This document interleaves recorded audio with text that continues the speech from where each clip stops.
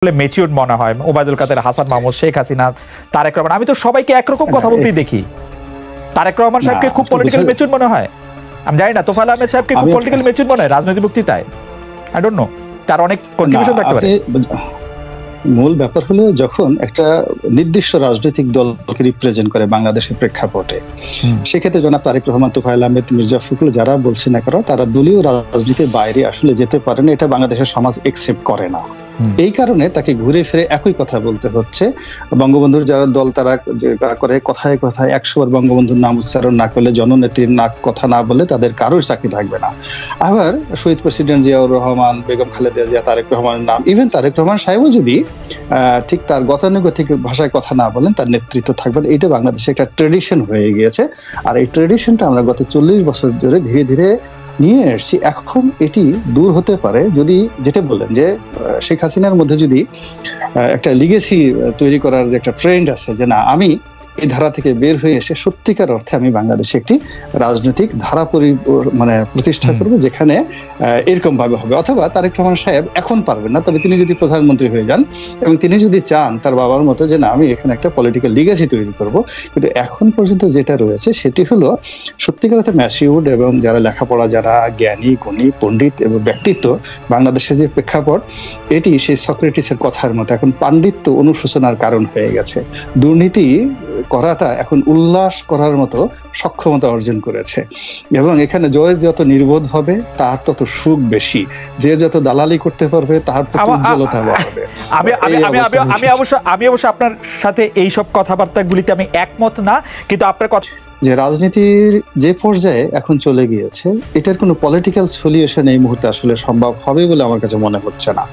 এই কারণ হলো পক্ষসমূহ যারা রয়েছে তাদের মধ্যে অবিশ্বাস, তাদের মধ্যে অনিশ্চয়তা, ঘৃণা এবং ক্রোধ এমন একটা পর্যায়ে চলে গিয়েছে যে এগুলোর আসলে পলিটিক্যাল সলিউশন ইতিহাসে ইতিপূর্বে কখনো হয়নি।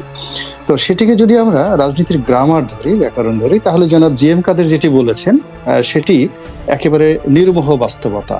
অর্থাৎ আগামীতে যদি কোনো নির্বাচন হয়, যেটি হওয়ার সম্ভাবনা আমি দেখছি না, যদি হয় তাহলে সেক্ষেত্রে বিজয়ী পক্ষ একেবারে যে পরাজিত পক্ষকে সমূলে বিনাশ করবে এবং সেরা তারা যারাই হোক না কেন, বিজয়ী পক্ষ পরাজিত পক্ষকে সমূলে বিনাশ করবে, নাম্বার 1।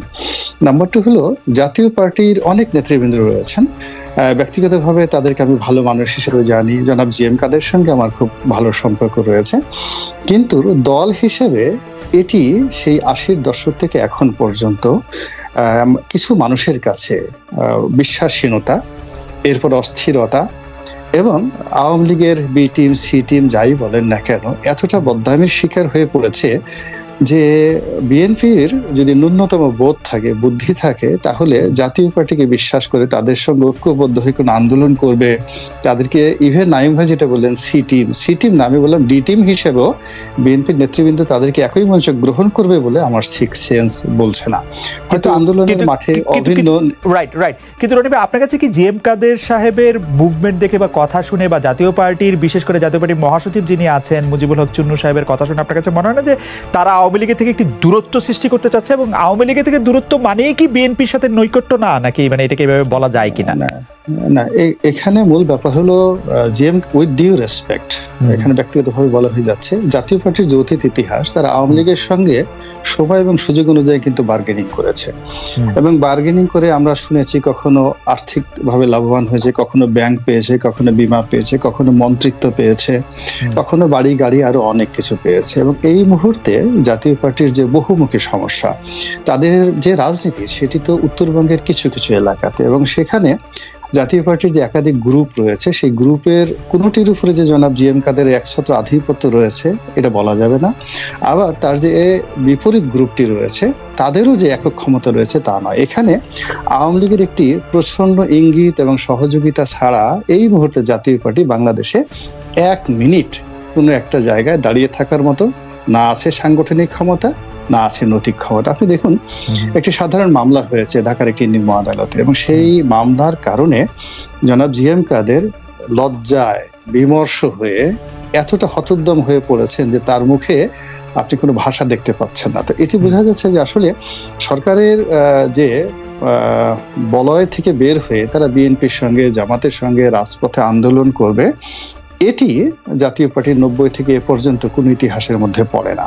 2 নম্বর হলো, তাদের যারা নেতা রয়েছেন, একদম শীর্ষ নেতৃবৃন্দ রয়েছেন, সে 80-র দশক থেকে এখন পর্যন্ত তাদের যে পার্সোনাল লাইফ, অর্থনৈতিক লাইফ, এরপরে তাদের যে রাজনৈতিক জীবন, সমস্ত কিছুর সঙ্গে সরকারের বিভিন্ন এজেন্সির এত নেতিবাচক রিপোর্ট রয়েছে, তাদেরকে দমন করা, তাদেরকে ভয় দেখানো, তাদেরকে ঘরে পাঠিয়ে দেওয়া, এটি নস্যি, সরকারের জন্য নস্যি। কিন্তু আপনার কাছে মনে হচ্ছে যে আপনার কাছে কি মনে হয় যে এই মামলাটির পেছনে সরকারের কারো হাত থাকতে পারে বা সরকারের কোনো মেকানিজম থাকতে পারে? আপনার কি এরকম মনে হয় না যে এটিকে আপনি সামান্য মামলা বলছেন, যে এটি আসলে হয়তো সামান্য না, আরো বড় হামলার হুমকি রয়েছে তার উপরে, এটি কি আপনার মনে হয়?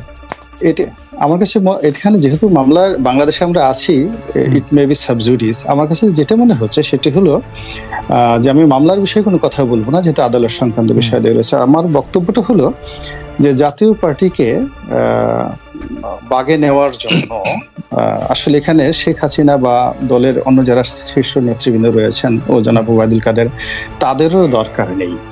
এখানে জনাব মশিউর রহমান রাঙার মতো মানুষ কিংবা মশিউর রহমান রাঙাপন্থী অন্য কোনো যারা জাতীয় পার্টির নেতৃবৃন্দ রয়েছেন, তারা এই জনাব জিএম কাদেরকে যে কোনো মুহূর্তে নিয়ন্ত্রণ করতে চলছে, তাতে অনাগত দিনে ওই নির্বাচন আমার কাছে মনে হচ্ছে বলতে গেলে অসম্ভব একটা বিষয়। This is one. Second thing হলো যে আওয়ামী লীগের যে এখন মন মানসিকতা এবং চিন্তা চেতনা, আপনি যেহেতু ইউরোপে থাকেন এখন, আপনি সেখানে দেখবেন খুব হোয়াইট কালার ক্রিমিনাল একটা কথা খুব জনপ্রিয় ইউরোপে রয়েছে। অর্থাৎ খুব সাদা পোশাক আশাক পরে থাকে, পোশাক আশাকের পরে দেখা যাচ্ছে যে তাদের ভাবসাব দেবতার মতো একটা ভাবসাব, কিছুই মনে হয় যেন ভাজা মাছটা উল্টাই খেতে জানে না। কিন্তু এই ধরনের মানুষ করে কি, তারা সমাজের যে বড় বড় ক্রিমিনাল গুলো আছে, সেই ক্রিমিনাল অ্যাক্টিভিটিসের সঙ্গে তারা জড়িত এবং পুরো সমাজটাকে অস্থির করে তোলে, এবং হাজার বছরের ইতিহাসে এরাই কিন্তু সারা বিশ্বের ইতিহাসকে কলুষিত করেছে। এখন সমস্যা হয়ে গেছে যে আওয়ামী লীগের রাজনীতির যে মূল শক্তি, সেটা হলো বাঙালি জাতীয়তাবাদ। এই বাঙালি জাতীয়তাবাদের ধারক এবং বাহক আওয়ামী লীগের যে মূল রাজনৈতিক নেতা এবং কর্মীরা এখন তারা নির্বাসনে, এবং আপনি দেখুন যে রাজনীতির ময়দানে, মাঠে থেকে শুরু করে বিভিন্ন প্ল্যাটফর্মগুলোতে আওয়ামী লীগের পক্ষে কথা বলার জন্য ঠিক পলিটিক্যালি ম্যাচিউরড এরকম লোকজনকে দেখা যাচ্ছে না। কোথাও ভাড়া করে আনতে হচ্ছে, কোথাও তাবেদার সৃষ্টি করতে হচ্ছে। রনি ভাই, আমি 2-3টা প্রশ্ন আগে একটু করে নিতে চাই। আপনি বলছেন যে নির্বাচনটা আসলে অংশগ্রহণমূলক হবে না, যেটাকে আসলে আপনি বলতে চান না যে একটা মিনিংফুল নির্বাচন বা নির্বাচন হিসেবে ডিফাইন করা যায়, এরকমই আসলে হবে না, এটাকে বড় জোর একটা ক্ষমতায় থেকে যাওয়ার একটি প্রক্রিয়া বলা যেতে পারে। কিন্তু ক্ষমতায় থেকে যাওয়ার প্রক্রিয়া আপনার কাছে কি মনে হয় যে এতে কি আওয়ামী লীগ সফল হবে? 2014 এবং 2018 নির্বাচন যেরকম হয়েছিল সেরকম ভাবে, বা সেই ক্ষমতায় টিকে যাওয়ার প্রক্রিয়া কি 2023 বা 2024-এও কি সেটি সফলই হবে আওয়ামী লীগ? আপনার কাছে কি মনে হয় এই সম্পর্কে একটু বলেন। এটা হতেও পারে, নাও হতে পারে। এর কারণ হলো যে আমাদের বাংলাদেশের যে রাজনীতি, সেই প্রথম থেকে ইভেন আমাদের মহান মুক্তিযুদ্ধ, সেখানে ভারতের অংশগ্রহণ, পশ্চিমাদের এখানে যাকে বলে বিরোধিতা, সব মিলিয়ে বিদেশি রাষ্ট্র শক্তিদের যে একটা অংশগ্রহণ আমাদের দেশের রাজনীতিতে, কখনোই এটাকে অ্যাভয়েড করা যায় না। তো অনাগত দিনে আওয়ামী লীগ সরকারকে ক্ষমতায় রাখার জন্য কিংবা আওয়ামী লীগ সরকারকে ক্ষমতা থেকে হটানোর জন্য আমাদের যে সকল বন্ধু প্রতিম রাষ্ট্র, যারা আমাদের যাকে বলে কৌশলগত পার্টনার, অর্থনৈতিক পার্টনার, এবং আমাদের সীমান্ত অঞ্চলে যে সকল প্রভাবশালী রাষ্ট্র রয়েছে, তাদের যে চিন্তা চেতনা, এগুলো যদি আওয়ামী লীগের সঙ্গে অতীতকালের মতো থাকে, 14-র মতো থাকে, 18-র মতো থাকে, তাহলে আওয়ামী লীগ নির্বিবাদে আরেক দফায় ক্ষমতা আসতে পারে। এটা অস্বাভাবিক কিছু নয়। দ্বিতীয়ত যে বিষয়টি, সেটি হলো আমাদের দেশের গণ অভ্যুত্থান হয়েছে বিভিন্ন সময়, গণ আন্দোলন হয়েছে ব্রিটিশ জমানা থেকে। এখন এই গণ আন্দোলন এবং গণ অভ্যুত্থানের সঙ্গেও কিন্তু বিদেশি শক্তির একটা নিদারুণ আপনার রসায়ন লাগবে। তার সঙ্গে সঙ্গে আমাদের যে শক্তিশালী আমলাতন্ত্র রয়েছে, মিলিটারি ব্যুরোক্রেসি আর সিভিল ব্যুরোক্রেসি, তাদের সাহায্য এবং সহযোগিতা ছাড়া কখনোই এই বিদেশি যে রসায়নটা, এটি বাংলাদেশের কাজে আসেনি। এখন মাঠের আন্দোলনে, হ্যাঁ জি, আমার মনে হয় যে দর্শকরা এই প্রশ্নের উত্তরটি পেয়েছেন। আমি দ্বিতীয় প্রশ্নে আসতে চাই আপনার কথা থেকে। আপনি বলেছেন আওয়ামী লীগের যারা পলিটিক্যালি মেচিওর্ড সেরকম কাউকে আমরা দেখি না। আমাদের প্রশ্ন হচ্ছে যে পলিটিক্যালি মেচিওর্ড আপনি বিএনপি বা আওয়ামী লীগের মধ্যে কাকে দেখেন? আমি আমি আমি আমি আমি যেহেতু সরাসরি প্রশ্ন করতে চাচ্ছি সেটা আমি সরাসরি প্রশ্ন করি। যেমন আওয়ামী লীগের মধ্যে থেকে যদি আমি বলি শেখ হাসিনা, ওবায়দুল কাদের, হাসান মাহমুদ, এদের মধ্যে কে পলিটিক্যালি মেচিওর্ড আর বা মেচিওর্ড? আবার যদি বিএনপি থেকে বলি তারেক রহমান, মির্জা ফখরুল ইসলাম আলমগীর, রুহুল কবির রিজভী, তারা কি আসলে পলিটিক্যালি মেচিওর্ড বা ইমেচিওর্ড? আপনি যদি এই তিনজনকে একটু নম্বর বা পয়েন্ট দেন, আমরা একটু শুনবো যে মেচিওর্ড বা ইমেচিওর্ড কে, কোন জায়গা থেকে আপনি বলছেন? আপনি এখানে ম্যাচিওর বলতে কি, দলীয় যারা নেতাকর্মী রয়েছেন সেই নেতাকর্মীরা ওয়াইড রেঞ্জে যাদের সঙ্গে কমিউনিকেশন এবং তারা যে কোনো পরিবেশ পরিস্থিতিতে মানুষের রেসপেক্ট ক্যারি করে। এখন সেই রেসপেক্ট ক্যারি করতে গিয়ে আমি স্পষ্টভাবে বলি, মতিয়া চৌধুরীর যে ওয়েট রয়েছে, আমির হোসেন আমুর যে ওয়েট রয়েছে, তোফায়েল আহমেদ সাহেবের যে ওয়েট রয়েছে, সেই ওয়েট আসলে তার সমপর্যায়ের অন্য কোনো নেতা আওয়ামী লীগে কিন্তু নেই। তো আপনি যখন দেখা যাচ্ছে যে সেটা আপনি মনে করছেন রনি ভাই, আপনি এক ধরনের নেতা পছন্দ করেন, আপনি মনে করছেন যেমন কেউ ক্লাসিক্যাল মিউজিক পছন্দ করেন, কেউ পপ মিউজিক পছন্দ করেন, এমন তো অনেকে রয়েছেন যিনি তোফায়েল আহমেদের মতোই ওবায়দুল কাদের সাহেবকেও পছন্দ করেন, হতে পারে না? না, সঙ্গত কারণে এখন যারা নেতৃত্বে রয়েছেন, তোফায়েল আহমেদ সাহেব বলেন বা অন্যান্য যাদের নাম বলেন, হাসান মাহমুদ সাহেব বলেন, নিঃসন্দেহে তারা দলীয় যারা শীর্ষ শেখ হাসিনা বলেন বা নেতাকর্মী আছেন, তাদের একটি অংশের নিঃসন্দেহে সাপোর্ট আছে। তবে এখানে মূল ব্যাপার হলো যে আওয়ামী লীগের রাজনীতি, বিএনপির রাজনীতি দুটো ধারা থাকে। একটা হলো যে দলের যে জাতীয়তাবাদী ভাবধারা, আদর্শ, নীতি আদর্শ, তাদের সঙ্গে তাদের একটা ইন্টারাকশনের কারণে কতগুলো নেতার একটা যাকে বলে ইন্টারাকশন থাকে কতগুলো নেতা কর্মীদের সঙ্গে। আর পদ পদবি পাওয়ার পরে, যেমন ধরুন এখন যদি আমাকে বিএনপির মহাসচিব বানানো হয়, আওয়ামী লীগের সাধারণ সম্পাদক বানানো হয়, আমি এই দলের কিছুই না, কিন্তু দেখবেন রাতারাতি আমার জনপ্রিয়তা, আমার প্রভাব প্রতিপত্তি মির্জা ফখরুল কিংবা ওবায়দুল কাদের সাহেবের সে কোনো অংশে কম হবে না। কিন্তু বাস্তবতা হলো যে এই দুটো দলের মধ্যে মির্জা ফখরুল ইসলাম আলমগীর কিংবা জনাব মির্জা আব্বাস, এদের যে প্রান্তিক লেভেলের সংযোগ রয়েছে, কিংবা আওয়ামী লীগে আপনি ধরেন যেভাবে আমির হোসেন আমু, তোফায়েল আহমেদের যে সংযোগ রয়েছে, ওটা আমার পক্ষে সম্ভব নয়। ফলে আমাকে কেন্দ্র করে অনেক তালি বাজবে, অনেক কথাবার্তা বলবে, কিন্তু এই দল দুটোকে পরিচালনা করার মতো আমাকে মনে হবে যে এটি একটা হাইব্রিড জাতীয়। রাইট, আপনি হাইব্রিড শব্দটি বললেন বলে আমার কাছে মনে হয়, আমার কাছে এই হাইব্রিড শব্দটি খুবই আপত্তিকর মনে হয়। মানে আপনারা কি চান যে সারা জীবন আমু ভাইরা, তোফায়েল ভাইরাই ক্ষমতায় থাকুক? আপনি সারা জীবন চান যে মির্জা ফখরুল ইসলাম আলমগীর, তারপর হচ্ছে খন্দকার আনোয়ার হোসেন, তারাই আসলে ক্ষমতায় থাকুক? মানে নতুন নেতৃত্ব আপনারা চান না? না, আপনি কখনো চান না যে গোলাম মাওলা রনি বিএনপির মহাসচিব হোক? আপনি এটি কখনো চান না? না, আমি চাই, তবে আমার চাওয়ার ক্ষেত্রে যেটা হলো এই দলের জন্য আমার কন্ট্রিবিউশন থাকতে হবে, মাঠে ময়দানে পরিশ্রম করতে হবে।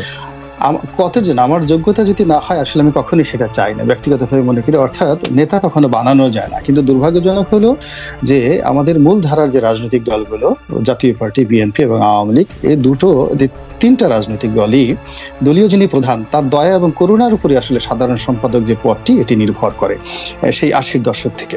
ফলে কি হচ্ছে, দলের মধ্যে যারা ঝানু ঝানু নেতৃবৃন্দ, যারা দলটিকে বেগবান করতে পারতেন, সেই সমস্ত মানুষগুলো আস্তে আস্তে আস্তে আস্তে পিছনের সারিতে চলে যায়। আর ফলে কি হচ্ছে, দলের মধ্যে যারা মেধাবী লোক, যাদের মধ্যে যোগ্যতা, খুবই ইন্টারেস্টিং একটা আলোচনা রনি ভাই আপনি তুলছেন। কিন্তু আপনার কাছে কি রনি ভাই এরকম মনে হয় যে শেখ হাসিনার ব্লেসিং ছাড়া বা শেখ হাসিনার কাছাকাছি যাওয়া ছাড়া তোফায়েল আহমেদ সাহেব যদি এখন আলাদা একটা বৈঠক করেন, তিনি সেই রকমই পপুলার থাকবেন যেটা তার থাকা উচিত, তার রাজনৈতিক স্ট্রেচার বা তিনি যত বড় মাপের নেতা সেই জন্য? শেখ হাসিনা যদি না চান, তোফায়েল আহমেদ আওয়ামী লীগের কোনো অফিসে যেতেই পারবেন না, এটা হলো বাস্তবতা। কিন্তু সবাই তোফায়েল আহমেদের জন্য দোয়া করবেন, কান্নাকাটি করবেন পেছনে পেছনে। কিন্তু আমাদের টোটাল সিস্টেমটা এরকম অবস্থা হয়ে গেছে, শেখ হাসিনা না চাইলে, তারেক রহমান সাহেব না চাইলে বিএনপি এবং আওয়ামী লীগের অফিসে কোনো লোক এই দল দুটির নাম করে সেখানে যেতে পারবেন না।